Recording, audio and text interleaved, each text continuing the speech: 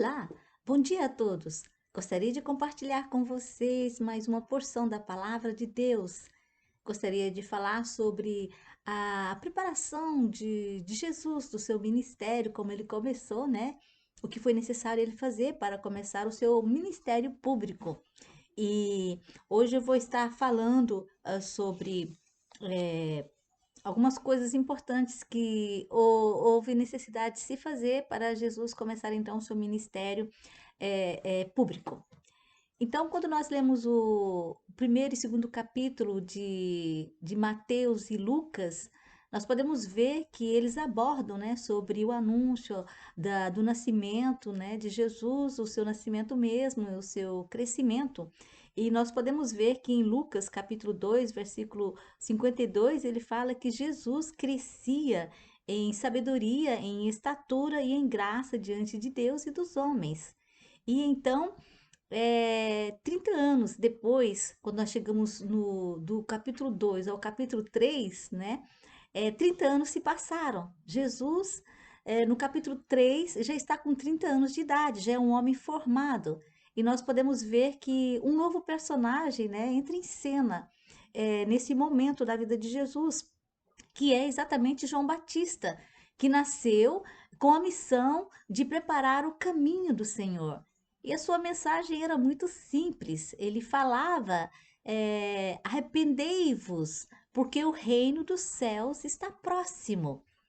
E nós podemos ver então que ele direcionava esse arrependimento para o povo de Israel, para os judeus, porque os homens tinham necessidade de se arrependerem do seu egocentrismo, esse egocentrismo que os impulsionava a fazer toda sorte de mal, de praticar toda sorte de mal. Entre elas estava mentir, enganar, né, roubar, maldizer, se vingar, maltratar e cometer imoralidades sexuais.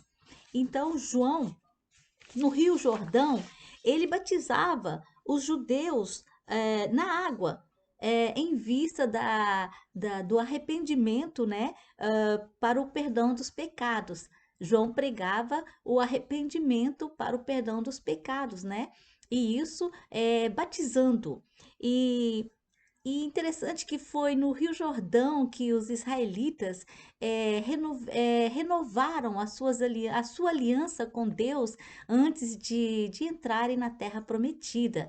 E agora, nesse ponto que nós estamos aqui, João, ele chama o povo de Israel mais uma vez, né, para renovar a sua aliança com Deus, desta vez através do batismo, do arrependimento, né? E do perdão dos pecados. E quando João dizia, arrependei-vos porque o reino de Deus está próximo. Então, o reino dos céus foi inaugurado quando Deus entrou na história da humanidade como homem. Estamos falando do homem Jesus, né? Que é 100% homem, 100% Deus. Então, Jesus, já com idade de 30 anos, ele veio da Galileia para ser batizado por João ali no Jordão. Jesus, que é um homem perfeito e sem pecado nenhum, porque ele deveria passar pelo batismo? Porque João, ele pregava o arrependimento dos pecados, mas Jesus não havia pecado nele, mas ele tinha que passar pelo batismo de João. E é por isso que ele veio ao Rio Jordão para ser batizado por João.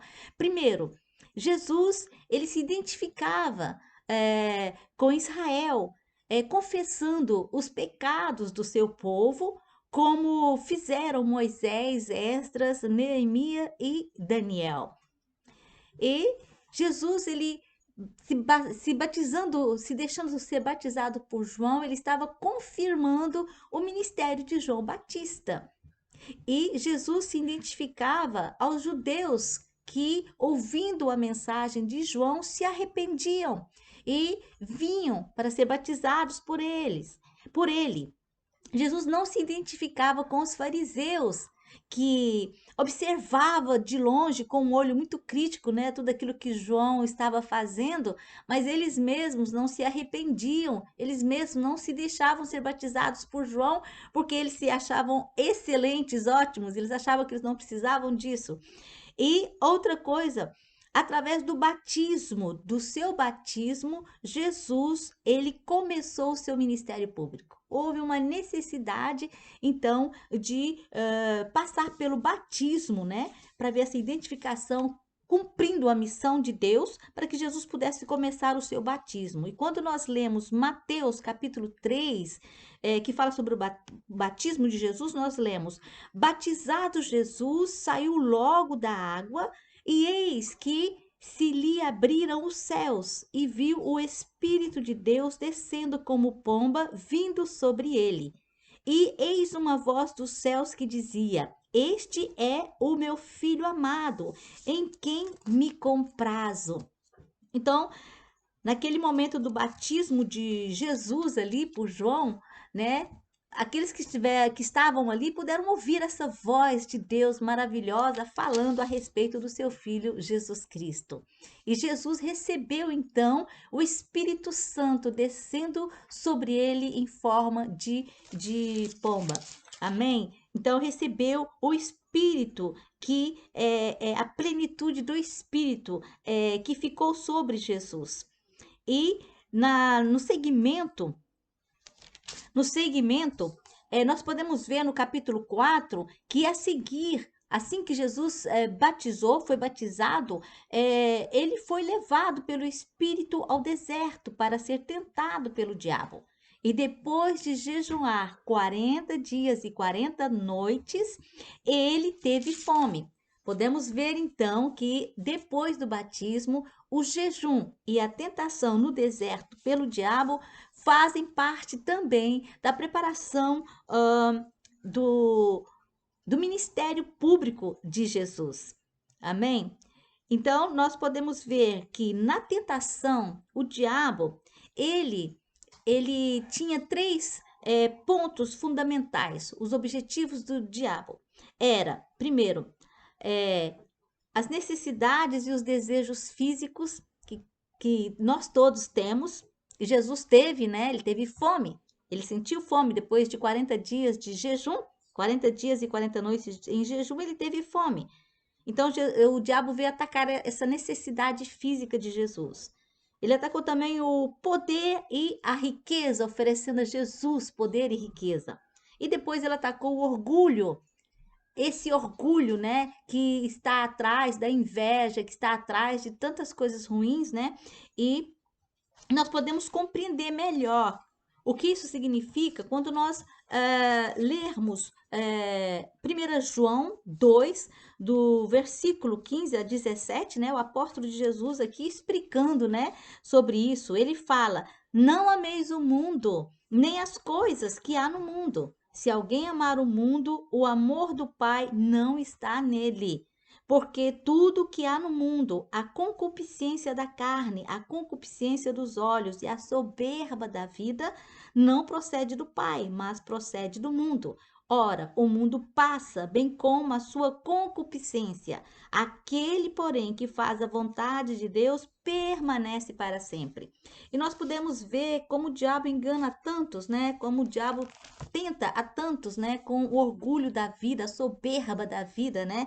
E muitos não têm resistido, muitos têm vacilado, têm sucumbido diante da tentação do inimigo. Mas Jesus foi aquele que prevaleceu, ele não sucumbiu diante da tentação. Amém? E nós podemos ver que a tentação de Jesus é um importante testemunho da sua pureza, da sua humanidade e a demonstração que Jesus é realmente, verdadeiramente o Filho de Deus, capaz de vencer o diabo e suas tentações. Jesus, ele veio para destruir as obras do diabo. Amém? E nós podemos ver que ele venceu o inimigo no deserto ali, através da tentação, e ele venceu também o inimigo ali na cruz. Amém? Uma outra etapa muito importante para a preparação do ministério de Jesus foi a escolha dos 12 apóstolos, daqueles que deveriam continuar o seu ministério depois da sua ascensão aos céus. E nós podemos ver que Jesus esteve 3 anos preparando esses homens e Jesus os capacitou através do poder que eles receberiam ali no Pentecoste com a descida do Espírito Santo, né? E Jesus mesmo é aquele que disse: Eis que vos dou autoridade, né, para pisar serpentes e escorpiões e sobre toda a força do inimigo e dano nenhum vos fará. E nós podemos ver que esses apóstolos, né, eles receberam o Espírito Santo, receberam poder através do Espírito Santo para poder pregar as boas novas, para poder curar os enfermos, ressuscitar os mortos, liberar os cativos. E nós, como discípulos de Jesus, nós temos essa mesma missão, esse mesmo ordenança de Jesus de poder compartilhar a palavra do Senhor, de poder compartilhar a vida de Jesus, tudo o que ele veio fazer para nos resgatar da morte eterna e saber que um dia Jesus vai retornar, ele vai vir nos buscar, mas quando ele virá, ele vai vir como Rei dos Reis e Senhor do Senhor que ele é, e Senhor dos Senhores que ele é. Amém? Jesus, a Bíblia fala que hoje ele está assentado à destra de Deus e ele intercede por nós. Ele é o nosso advogado. Jesus é aquele que é o nosso intermediário. Não há outro intermediário entre nós e Deus. Jesus é o único caminho que nos leva a Deus. É o único que pode nos reconciliar com Deus através da sua morte e ressurreição. É por isso que ele veio morrer naquela cruz, o seu sangue vertido que nos lava de todo o pecado. Jesus faz de nós uma nova criatura e com Jesus nós temos um novo começo. Como é importante saber que os nossos pecados, as nossas faltas, as nossas transgressões foram perdoados e esquecidos. Essas transgressões não nos separam mais de Deus. Nós temos livre acesso ao trono de Deus através de Jesus Cristo. O véu foi rasgado. Amém? E nós temos livre acesso através da oração de falar com o nosso Deus a qualquer momento. E as boas novas de saber que nós somos uma nova criatura. Nós temos um novo começo com Jesus. Hoje, através do Espírito Santo que habita em nós, através de Jesus, nós podemos viver uma vida de santidade. Viver uma vida que vai realmente agradar a Deus. Será possível viver uma vida de santidade no mundo em que nós vivemos? Sim, com Jesus que nos deu a vitória sobre o pecado, é possível. Com o Espírito Santo que nos fortalece, que nos santifica, é possível sim.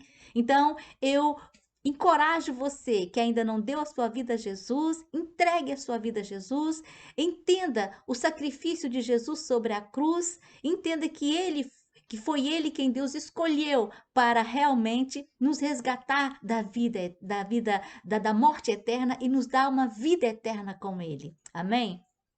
Então, eu desejo para você um final de ano, de boas festas, né? E um novo ano cheio de esperança, de saber que Jesus veio para salvar o mundo, veio para nos dar vida eterna nele. Tá certo? Que nós possamos todos ter um novo ano cheio de esperança e de grandes bênçãos vindo da parte de Deus para nós todos. Amém? Então, seja sempre abençoado e sempre grato por tudo aquilo que Jesus fez e ainda está fazendo e ainda fará por aqueles que esperam nele, por aqueles que entregaram a sua vida a ele. Amém? Então eu espero você para o próximo vídeo, né? E desejo para você boas festas. Até mais e até breve.